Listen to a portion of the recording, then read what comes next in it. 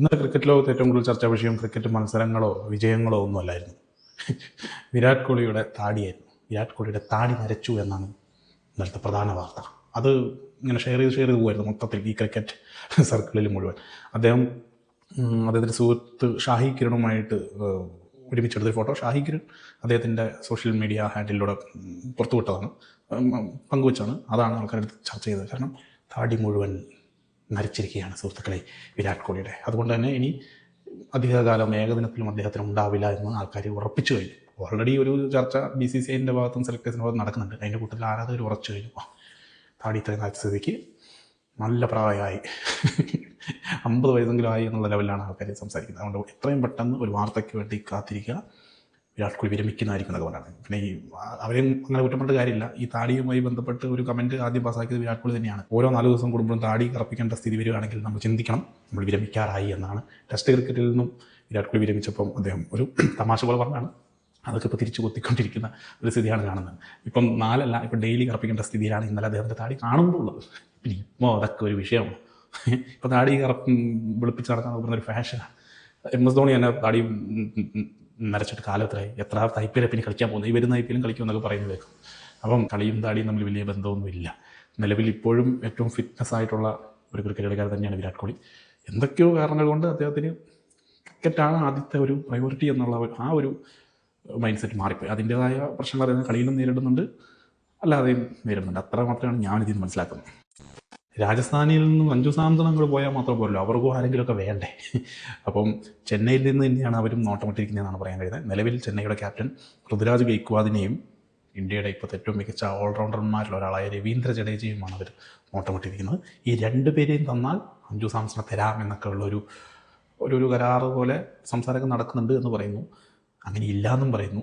രവീന്ദ്ര ജഡേജ മാത്രം തരാമെന്ന് പറയുന്നു എന്നും പറയുന്നു.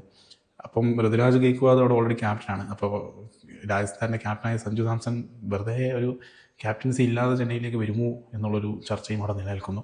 കൊൽക്കത്ത നൈറ്റ് റൈഡേഴ്സ് ആണെങ്കിൽ ഇപ്പോൾ ഒരു ക്യാപ്റ്റൻ വേണം ശരിക്കും. ഇനി കൊൽക്കത്ത നൈറ്റ് റൈഡേഴ്സിലേക്ക് സഞ്ജു പോകുമോ എന്നുള്ള ചർച്ചയും നടക്കുന്നു.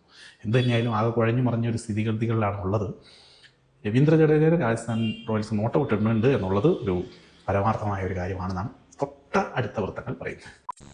BCCIയുടെ കുറച്ച് കാര്യങ്ങൾ അറിയാം, അല്ലെങ്കിൽ കണക്കുകൾ അറിയാമെന്ന് പറഞ്ഞത് വിവരാവകാശ നിയമപ്രകാരം അതിന് ശ്രമിച്ചു കഴിഞ്ഞാൽ ഇനി മുതൽ നടക്കില്ല. ആ ഒരു പരിധിയിൽ നിന്ന് BCCIയെ ഒഴിവാക്കി. ഇന്ത്യൻ ക്രിക്കറ്റ് കൺട്രോൾ ബോർഡിനെ വിവരാവകാശ നിയമപരിധിയിൽ നിന്ന് ഒഴിവാക്കി പുതിയ കേന്ദ്ര കായിക ബില്ലിൽ വീണ്ടും ഭേദഗതി. ജൂലൈ 23 ലോക്സഭയിൽ അവതരിപ്പിച്ച ബില്ലിൻ്റെ മൂലരൂപത്തിൽ രാജ്യത്തെ എല്ലാ കായിക സംഘടനകളെയും പൊതു അതോറിറ്റിയായി കണക്കാക്കി നിയമത്തിൻ്റെ പരിധിയിലാക്കിയിരുന്നു. രാജ്യത്തെ എല്ലാ കായിക സംഘടനയും പൊതു അതോറിറ്റിയായി കണക്കാക്കി ഒരു ഇതൊക്കെ ചെയ്തതാണ്. പക്ഷേ BCCI പറയുന്നത് ഞങ്ങളെ അങ്ങനെ ഒരു പൊതു ഘടകമാക്കണ്ട, ഞങ്ങൾ സ്വന്തമായി ഒരു ഘടകമാണ്, അതുകൊണ്ട് ഞങ്ങൾ ഇതിനെ ഒഴിവാക്കി തരണം.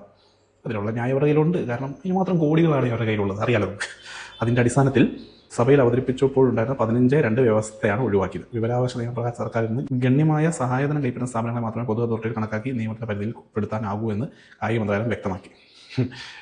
സർക്കാർ വരെ സഹായിച്ചിട്ട് വേണമെങ്കിൽ സർക്കാരിന് ഇവർ സഹായിക്കാനുള്ള കോടികൾ വരെ കയ്യിലുണ്ട്. അപ്പോഴാണ് അതായത് 18,760 കോടി രൂപ ആസ്തിയുള്ള കായിക സംഘടനയാണ് BCCI. അതുകൊണ്ട് ഈ കോടികളുടെ കണക്ക് അല്ലെങ്കിൽ IPLൻ്റെ ചിലവത്ര, അല്ലെങ്കിൽ IPL ഓണേഴ്സിൻ്റെ അല്ലെങ്കിൽ എന്തെങ്കിലുമൊക്കെ വിവരങ്ങൾ അറിയാമെന്നോർത്തെങ്കിൽ വിവരാവകാശമായിട്ട് മുന്നോട്ട് പോയാൽ ഒന്നും കിട്ടാൻ പോകുന്നില്ല. അവരായിട്ട് സ്വയം പറഞ്ഞാലേ വിവരങ്ങൾ അറിയാൻ സാധിക്കുകയുള്ളൂ. IPLൽ നിന്ന് മറ്റൊരു വാർത്ത വരുന്നത് എന്താണെന്ന് വെച്ചാൽ, സഞ്ജു സാംസൺ രാജസ്ഥാൻ റോയൽസിനോട് തന്നെ സ്ക്വാഡിൽ നിന്ന് ടീമിൽ നിന്നും ഒഴിവാക്കി തരണമെന്ന് ആവശ്യപ്പെട്ടു എന്നുള്ളൊരു വാർത്ത നമ്മൾ കണ്ടല്ലോ. അതുപോലെ തന്നെ മറ്റൊരാൾ ഇതുപോലെ ആവശ്യപ്പെട്ടിട്ടുണ്ട്. രാജസ്ഥാൻ റോയൽസിനോടല്ല, ചെന്നൈ സൂപ്പർ കിങ്സിനോടാണ്. Ravichandran Ashwin 2026 Indian premier league സീസണിന് മുമ്പ് ചെന്നൈ സൂപ്പർ കിങ്സ് വിടാൻ Indian off spinner Raveendran Ashwin ആവശ്യപ്പെട്ടതായി റിപ്പോർട്ട്. 2010 തുടക്കത്തിൽ ഫ്രാഞ്ചൈസിയുടെ പ്രധാന കളിക്കാരനായിരുന്ന അശ്വിൻ്റെ CSKയുമുള്ള 2ാമത്തെ കരാർ അവസാനിക്കുകയാണ്. അത് അശ്വിൻ അത്ര നല്ലതാണെന്ന് എനിക്ക് തോന്നുന്നില്ല. സ്ക്വാഡിൽ നിന്ന് റിലീസ് ചെയ്ത് കഴിഞ്ഞ് കഴിഞ്ഞാൽ ഇനി വേറെ ആരെങ്കിലും അശ്വിനെ വിളിക്കുമെന്ന് കണ്ടറിയണം. കാരണം നിലവിൽ അദ്ദേഹം എല്ലാ ഫോർമാറ്റിൽ നിന്നും റിട്ടയർ ചെയ്തിരിക്കുകയാണ് അല്ലേ. അതുകൊണ്ട് 38 വയസ്സോളം അദ്ദേഹത്തിന് ഇപ്പോൾ നിലവിൽ പ്രായമുണ്ട്. അതിന് മാത്രം അമാനുഷികമായ പ്രകടനമൊന്നും ഇപ്പം പുള്ളി കാഴ്ചവെക്കുന്നില്ല. കഴിഞ്ഞ സീസണിലും കാഴ്ചവെച്ചില്ല. അതുകൊണ്ട് ഇവിടെ നിന്ന് ഇറങ്ങുകയും ചെയ്തു, അവിടെ എത്താനും പറ്റാത്തൊരവസ്ഥ ആവോ എന്ന് ബലമായ സംശയമുണ്ട്. സഞ്ജു സാംസൺ എന്നൊക്കെ പറയുമ്പോൾ ഒരു ഡിമാൻഡുണ്ട് ഇപ്പോഴത്തെ ഈ കാലഘട്ടത്തിൽ. വില പേശാനും അല്ലെങ്കിൽ ഇവിടുന്ന് റിലീസ് ചെയ്താലും എല്ലാവരും കൂടി ചാടി വരും, ഞങ്ങൾക്കതാന്ന് പറഞ്ഞിട്ട്. അതുപോലത്തെ ഒരു ക്രയവിക്രയം അശ്വിൻ്റെ കാര്യത്തിൽ നടക്കുമെന്നറിയില്ല. അതൊരു മണ്ടത്തരം തീരുമാനം മാത്രമായിരിക്കും എന്നാണ് എനിക്ക് പേഴ്സണലി തോന്നുന്നത്.